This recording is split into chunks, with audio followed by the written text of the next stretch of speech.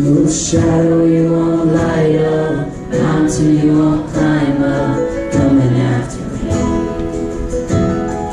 There's no wall you won't kick down, lie you won't tear down, coming after me. Alright, so my name's Margaret.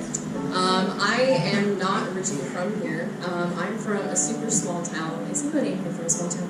Woo! Okay, yeah. 270 stand up! So you know, when you're in a small town and your youth pastor asks you, bring somebody to church that doesn't go here, and you're like, everyone that I know goes to church because everyone is a part of the church already. And that was how I was raised. I was raised in an amazing family. I was raised as a Christian, and my mom and dad were super influential in my life, and just teaching me the ways. And I was saved in the sanctuary of my church, and I was baptized in the lake when I was 10 years old. And in high school, I was a typical good girl. I was involved in everything imaginable, and I played 2 sports mediocrely. Of course, I had my hard times in high school. I feel like every girl does. Girls can be really mean, and I definitely experienced that in high school. Somebody clapped, yes, you know. And so I definitely was like the punching bag in many situations. A lot of people blame me for things, and I don't really know why. But throughout my entire life, I had a pretty good indication of who I was. I knew who I had been raised to be and what I liked to be a part of and what I didn't. I knew that I was a child of God and that my identity should be found in heavenly things, not earthly things or in people. And God also instilled in me this insane desire for deep relationship. Like, deep relationship is what I love. I love getting to know people and their stories and their heart and their beliefs and their values. And I get that from my dad and my grandfather both. I grew up watching them talk to literally everyone in the restaurant because they knew everyone. And because I love people deeply, sometimes that leads me to have a blind eye.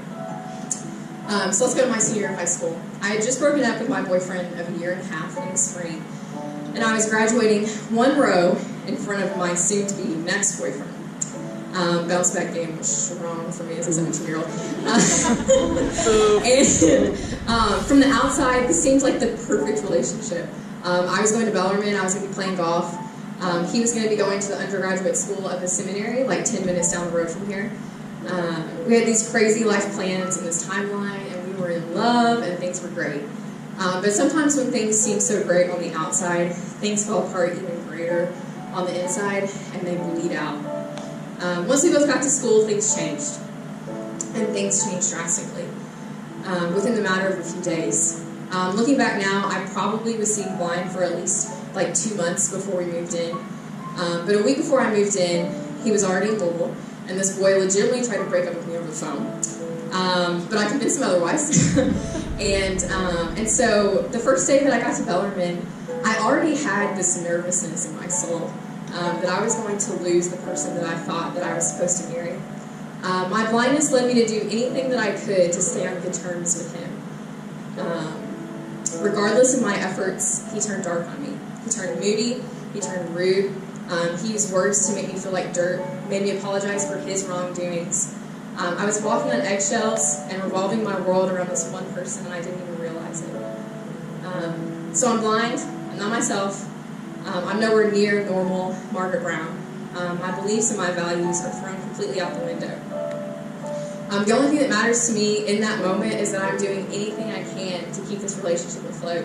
Because just like Abigail, she had put her identity in this one person, or this one thing. And that's what I was doing. I put my entire identity in just this relationship and this hope that I had for that relationship. On the first Friday of my freshman year of college, I gave myself away. This is not how I pictured my first weekend in college going. It's not what I had planned. It's not what I believed in. I knew the rules. I knew what God expected of me, and that was to save myself from marriage. But I gave myself away to a boy that then turned that choice that I had made into physical, emotional, spiritual, and sexual abuse. And maybe this is similar to some part of your story. You've been so fixated on a person, put your hopes and dreams into them. My first semester of college this way. I was broken up with 3 times those first few months, and each time I was lost and hurt and confused. I didn't know what to do. I was given excuse after excuse, made to believe that everything was my fault, and for a while I truly believed it. I believed that I wasn't worth it anymore. I wasn't worthy of a relationship with this guy, and I had done so much wrong that there was no way that my relationship with God could be strengthened anymore. This was the new identity that I had taken upon myself. This guy had completely ruined my identity in Christ, one that I had loved and appreciated for so long, one that I found comfort in, and one that I found guidance in. I believed those lies about myself because they had been ingrained in my head by those around me. I'd been told that I wasn't spiritually mature enough. Don't really even knew what that meant at that time. And that I wasn't good enough, period. I wasn't good enough for him. I wasn't good enough for the people that he was around or what he was doing at his school. But I think that there's something special about lies, and that's the fact that they aren't timeless. They eventually get overtaken with truth. They get made righteous, and that's what happened to me. The lies that I had heard for so long got blocked with the Father's truths and with His promises.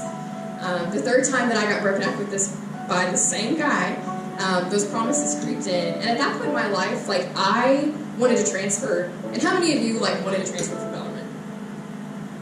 Okay, yeah, a lot of people. And I think that a lot of people in this room can relate to the fact that maybe your first year of college, you had something done to you. And you didn't expect it, and you didn't want it, but it happened to you. And I think that so many times, God is more interested in what is happening to us. Just kidding. He's more interested in what is happening in us than what's happening to us, because something that happens to us accomplishes something in us. And that's what happened to me. I had so many things done to me that I didn't think that I deserved. I didn't think that I was I thought I was a pretty good person, and I thought that I shouldn't have gone through those things. But God opened my eyes, and He opened my heart, and He reconciled it. And this is nuts, and this is just the Lord's providence in my life. 2 years ago today, I was standing at the Overlook in Iroquois Park, if any of you know where that is. And I was standing there with one of my friends from high school. She had come up to visit me.